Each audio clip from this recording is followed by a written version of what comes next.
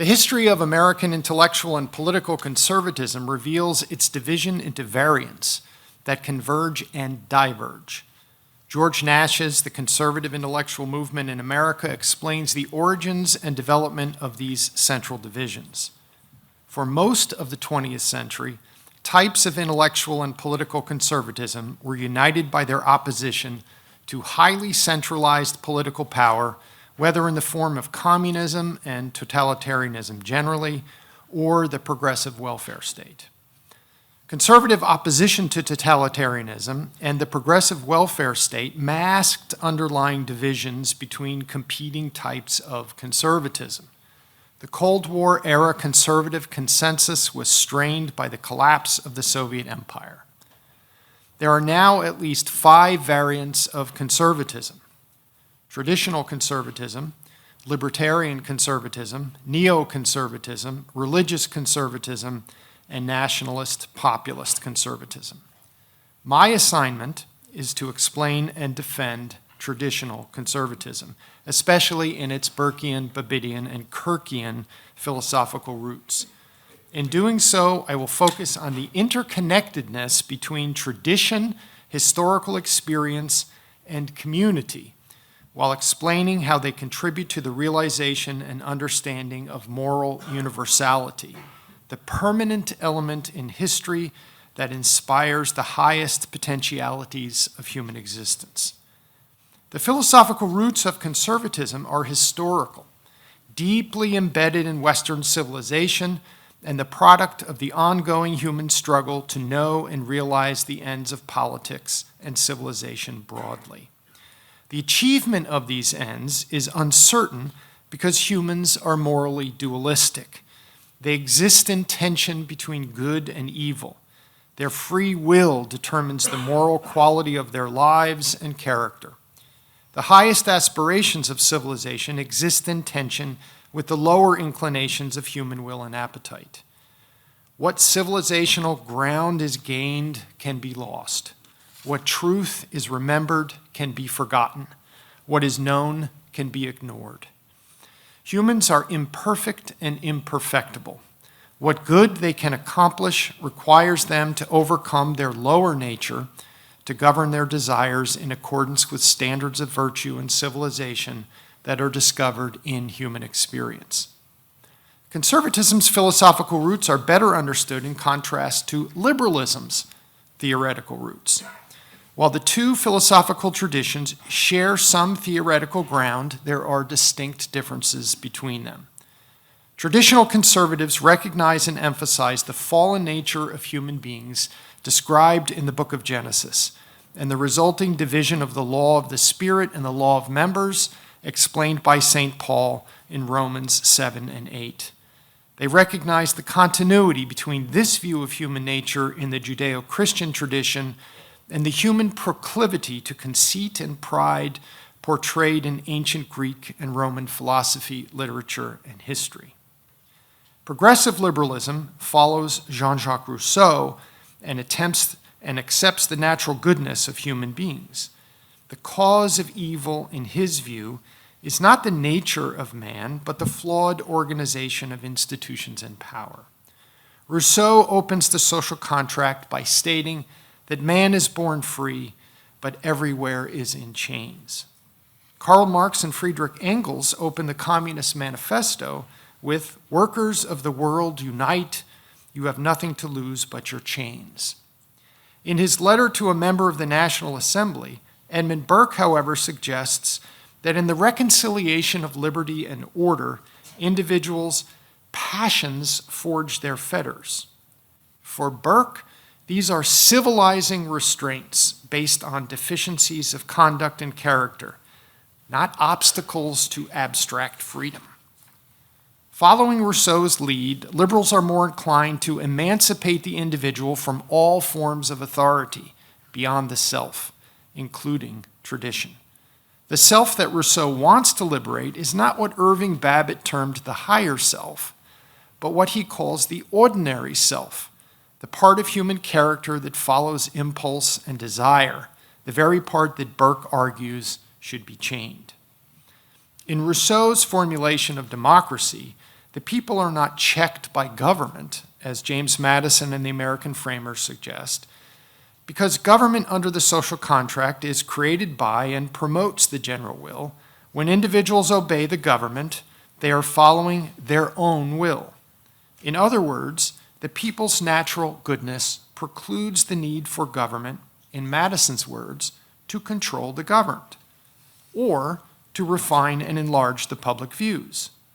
Alexander Hamilton asks in Federalist 15, why has government been instituted at all?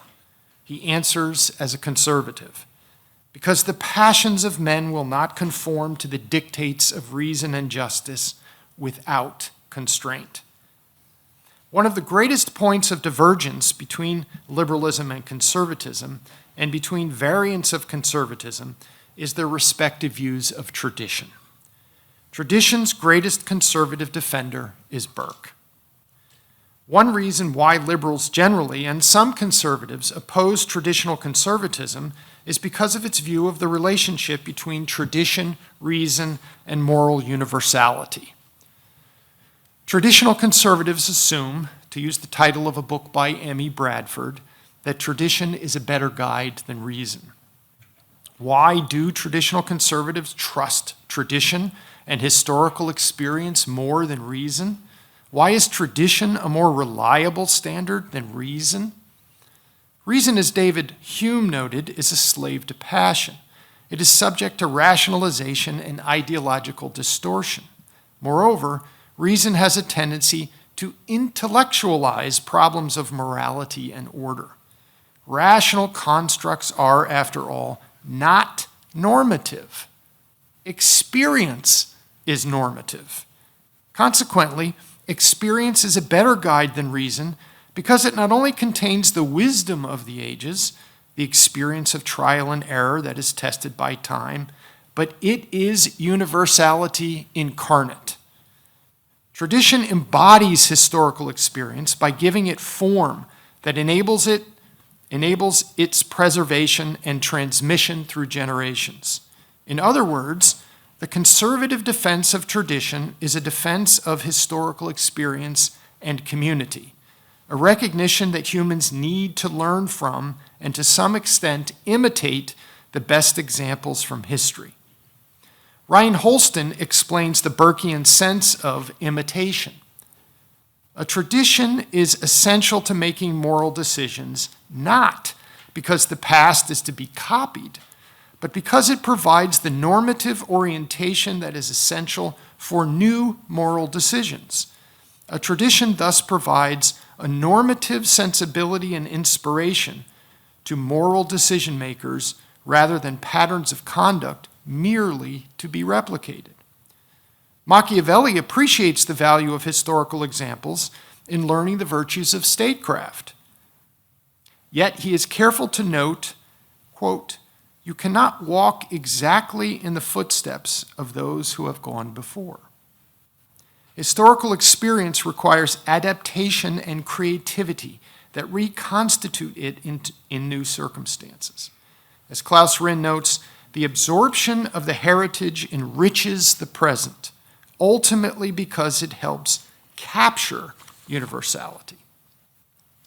Conservatives are mindful that tradition is an instrument for expressing and preserving experiences of order that recall and bring to life past experiences that enrich human understanding and animate souls in contemporary life. Burke's eternal contract of the dead, living, and yet to be born, as well as his notion of the little platoon, is inspired by the spirit of a gentleman and the spirit of religion, integrate tradition, historical experience, and community. As Rinn explains, the good life is a communal creation, not only in the sense that it entails cooperation of the living, but because it involves the efforts of previous generations. Tradition is the primary means by which past generations communicate with the living generation. It is the link that connects the great chain of being.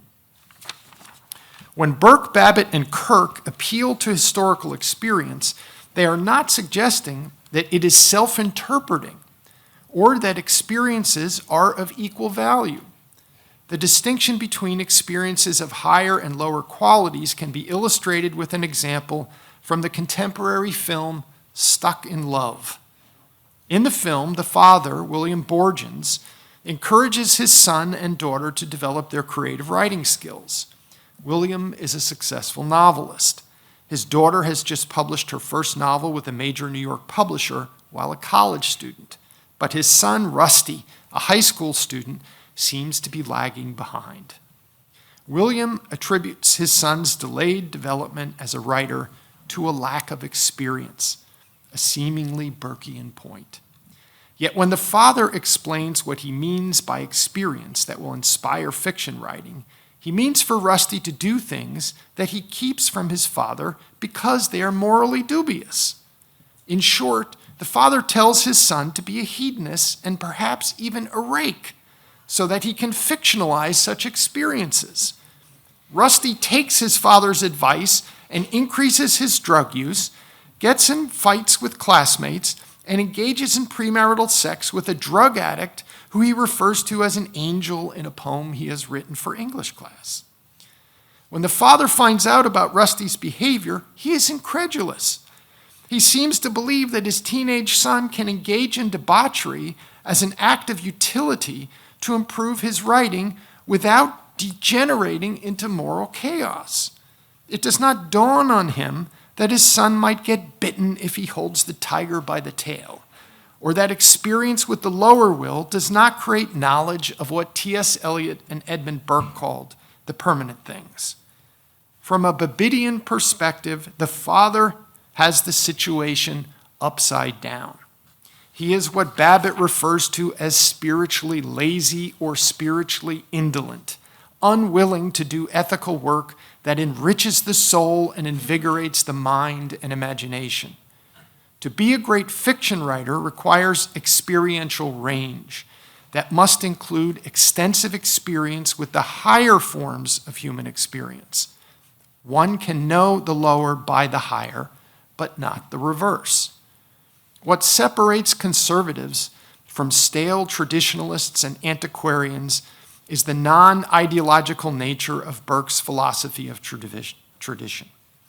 An ideological view of tradition approaches the view that tradition is A, sufficient by itself to represent and compel individuals to the good, B, is not an approximation of the good, but the good reified into particular form that should be imitated in its original form, and C, does not need to be reconstituted to adapt to changing circumstances. The Burkean philosophy of tradition, A, views tradition as a central part of the quest for the good life, but insufficient by itself to attune individuals and society to it. B, because tradition at its best is an approximation of the good, finding, realizing the good universality in changing circumstances requires adaptation and reformulation of the true, the good, and the beautiful. Tradition is therefore, C, the product of synthesis, the blending of old and new. The old keeps individuals connected to past experiences of order and the lessons of historical life, and the new provides adjustments to new circumstances. It orients individuals to a quality of character that is prepared to synthesize universality and historical particularity.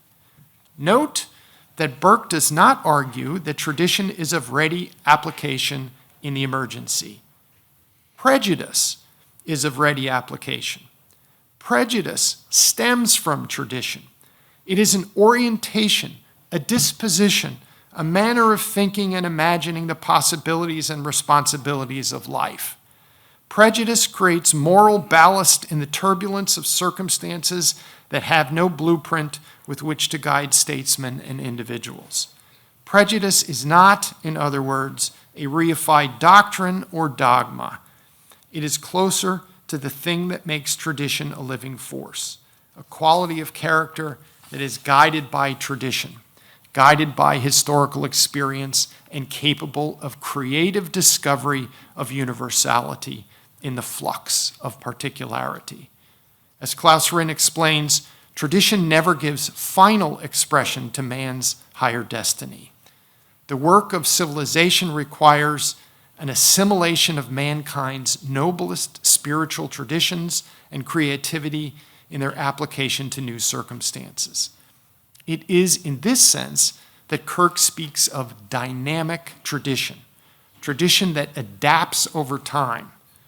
Burke makes the case for dynamic tradition when he states that in what we improve, we are never wholly new. In what we retain, we are never wholly obsolete. Rinn adds that the sign of a creative culture would be that it manages to weed out that in its traditions which is only temporarily conditioned, transitory, or of marginal value, and keep strong that which speaks to man's central and enduring concerns.